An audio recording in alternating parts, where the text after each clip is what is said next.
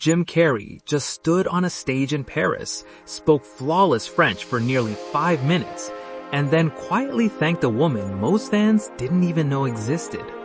But that wasn't the moment that shocked the room, because right after accepting a lifetime honor, he made a comment that has people wondering if this was a celebration or a farewell. And the name he said next, that's where the story really begins. No one expected Jim Carrey to walk onto one of France's biggest film stages and speak like he'd been preparing for it his whole life. The Cesar Awards crowd was ready to honor him. What they weren't ready for was a full acceptance speech delivered entirely in French. Not a few polite lines, not a rehearsed greeting, the entire thing. For a Hollywood star known for wild expressions and over-the-top physical comedy, this felt different, controlled, intentional, almost intimate. The room responded instantly. Applause, smiles, genuine respect. This wasn't just nostalgia for Ace Ventura or The Mask. It was recognition of a career that crossed genres, borders, and generations. He thanked the French Academy for recognizing what they called his exceptional versatility. Comedy, drama, television, film, decades of reinvention. And for a moment, it felt like the industry was closing a circle around him. Then, in classic Carrey fashion, he undercut the seriousness. After finishing the speech, he grinned and asked the audience how his French sounded. Almost mediocre, right? He joked, admitting his tongue was tired, because he's still learning.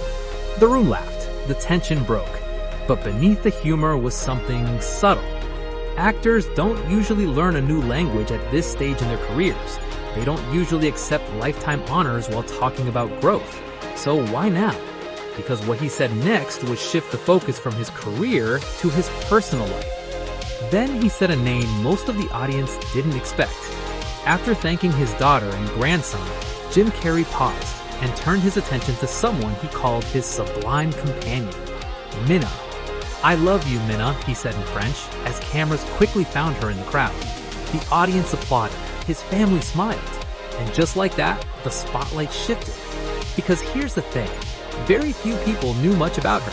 There's no long trail of red carpets, no viral interviews, no constant tabloid headlines. In fact, reports suggest they were first linked back in 2022, after being photographed leaving a charity comedy show in Los Angeles. At the time, some outlets identified her as Minzy, an actress and artist based in the LA area. Since then, silence, which makes this public declaration hit differently. Jim Carrey has had high-profile relationships before. Public marriages, very visible breakups. This didn't feel like that. This felt quieter, more grounded, almost deliberately private.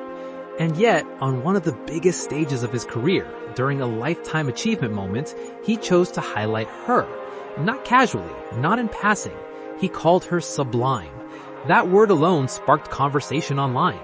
Fans immediately started speculating. How long have they been together? Is this serious? Is she the reason he seems so at peace lately? There's been buzz across social media, with some claiming this could be the most stable chapter of his personal life in years. But beyond what's been publicly seen, very little has been confirmed. And maybe that's the point. For someone who once lived under relentless media scrutiny, keeping this relationship low-key could be intentional, a choice. But just when it seemed like the night was turning into a romantic headline, he shifted the emotional tone once again and reminded everyone where his foundation really began. Right after the applause for Minna settled, the energy in the room softened. Because Jim Carrey didn't just talk about love, he talked about legacy. He thanked his daughter, Jane, sitting there with her teenage son, Jackson. 3 generations in one frame. Hollywood legend, daughter, grandson. That image alone said more than any headline could. "I love you now and forever," he told them. No punchline, no exaggerated expression, just steady, direct emotion. For someone who built his career on elastic faces and explosive comedy, this felt grounded, calm, almost reflective. Then he mentioned the man who shaped him long before the fame, his father, Percy Joseph Carey. He called him the funniest man he had ever known, the one who taught him love, generosity, and laughter. That line changed everything. Because suddenly, this wasn't about awards or new relationships. It was about roots. His father famously struggled financially while supporting Jim's creative dreams. Carrey has spoken before about how those hardships shaped his drive and his fear of failure. So standing there, decades later, accepting a lifetime honor in another country, thanking the man who believed in him first, that wasn't random. It was a full circle. And here's what made it powerful. There was no chaos in the moment, no manic energy, no larger-than-life theatrics, just presence. For years, fans have associated Jim Carrey with unpredictability, wild interviews, bold statements, sudden pivots. But this version? This felt steady, which raises a bigger question. Is this maturity, peace, or is this what stepping away from the spotlight really looks like? Because the more he spoke that night, the clearer it became. This wasn't just a career milestone, it felt like something deeper was shifting. That quiet declaration in Paris feels even bigger when you look at his past. Jim Carrey's love life has never followed a straight line. He married Melissa Wolmer in the late 1980s, long before his global fame. They had a daughter, Jane, and for a while, it looked like the classic early Hollywood success story. But as his career exploded in the mid-90s, the marriage didn't survive the pressure. Shortly after, he married his Dumb and Dumber co-star Lauren Holly. That relationship ended quickly too. And over the years, there were other high-profile romances, public appearances, intense media scrutiny, relationships that burned bright and then disappeared just as fast. Fame can magnify everything. The highs feel cinematic. The lows feel brutal. Carrey has openly spoken in interviews about searching for meaning beyond relationships, beyond career, beyond applause. He's talked about identity, ego, the illusion of fame. That kind of introspection doesn't usually come from someone who feels settled, which is why this moment with Men Off feels different. There's no spectacle, no performance around it, no red carpet overload. Just one sentence, calm, clear, intentional. And here's the pattern that stands out. In the past, his relationships often existed alongside peak chaos in his career. Massive film runs, media frenzy, constant visibility. Now, he's selective, slower, focused on painting, spirituality, privacy. So maybe the real shift isn't just who he's with. Maybe it's who he is now. But while his personal life appears steadier, another question still lingers. Because not long ago, he sounded ready to walk away from acting entirely. Just a few years ago, Jim Carrey sounded like a man closing the curtain. While promoting Sonic the Hedgehog 2 in 2022, he made a statement that caught Hollywood off guard. He said he was fairly serious about retiring. Not teasing, not joking, serious. He talked about loving his quiet life, painting in solitude, diving deeper into his spiritual side. And then he said something almost no A-list celebrity says out loud. I have enough. I've done enough. I am enough. That didn't sound like someone negotiating a bigger contract. It sounded final. Fans were split. Some believed him, others assumed it was another dramatic Jim Carrey moment. Reflective, philosophical, but temporary. And then came the twist. He returned for Sonic the Hedgehog 3. Suddenly, the retirement narrative felt blurry. Was it a change of heart? Was it loyalty to the character of Dr. Robotnik? Or was retirement never meant to be absolute, just selective? Carrey later suggested he would only come back if the script felt extraordinary. So maybe this wasn't backtracking. Maybe it was control. But here's what makes the Cesar Awards moment more layered. Standing there, receiving a Lifetime Achievement honor at 64, publicly reflecting on love, family, and fulfillment, it didn't feel like someone chasing the next role. It felt like someone who already decided he didn't need one. So the contradiction isn't really about retirement. It's about freedom. He can walk away. He can return. He can reinvent. And that kind of leverage changes everything. But to understand why he still holds that power, you have to look at the character that unexpectedly reintroduced him to an entirely new generation. When Jim Carrey signed on to play Dr. Robotnik in Sonic the Hedgehog, some people thought it was a nostalgia movie, a veteran comedian joining a video game adaptation. It didn't scream prestige, but then the movie dropped, and something surprising happened. He didn't tone himself down. He went full Jim Carrey. Elastic expressions, wild physical comedy, that chaotic grin. It felt like the 90s again, but sharper, more self-aware. He wasn't trying to recreate his old characters, he was remixing them. And younger audiences, kids who weren't even born during Ace Ventura, suddenly knew his name.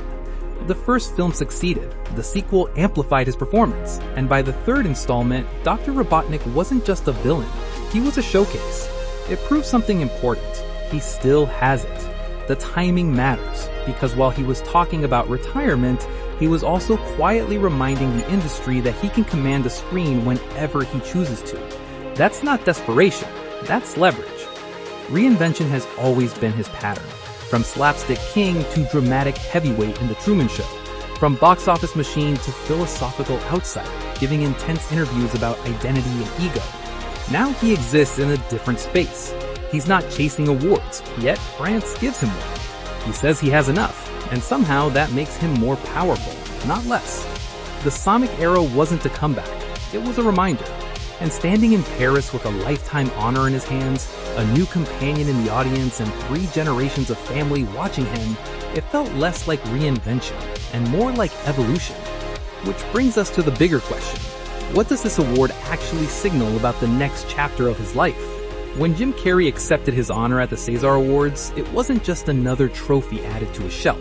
It was France, one of cinema's most respected cultural institutions, validating his entire evolution. True crime buffs rarely get this kind of recognition overseas. Physical comedians especially are often boxed in as entertainers, not artists. But this award wasn't for one performance.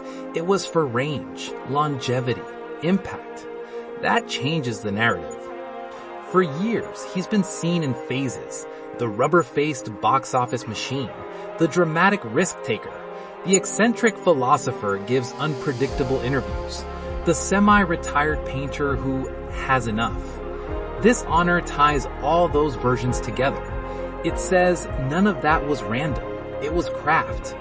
And here's the strategic angle most people miss. Lifetime awards usually arrive when someone is fully done, when the industry is packaging your story neatly with a bow. But Carrey doesn't feel neatly packaged.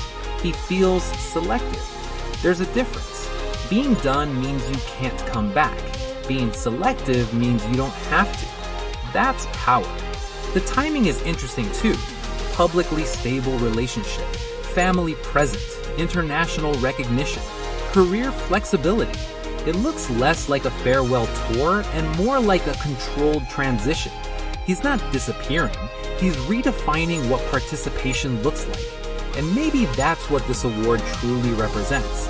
Not the end of a career, but the freedom to shape whatever comes next without pressure, without proving anything, without chasing validation.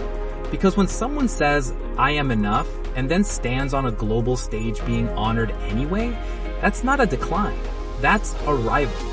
So now the real question isn't whether he'll retire, it's whether he'll surprise us again.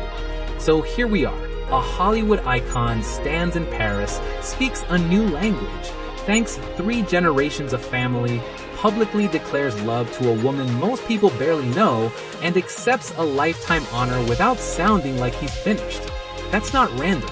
That's intentional. For decades, Jim Carrey built a career on unpredictability.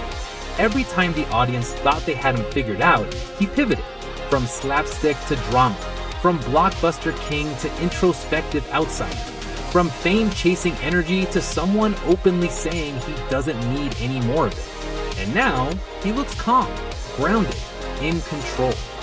The biggest twist isn't the friend's speech, it isn't the mysterious companion, it isn't even the retirement talk. It's the possibility that this might be the most authentic version of him yet. So the real question isn't whether he's walking away from Hollywood, it's this. What does a man do after he proves he has nothing left to prove? Because if history tells us anything, it's that Jim Carrey doesn't disappear. He transforms. And if this moment in Paris was any indication, the next transformation might be his most unexpected one yet.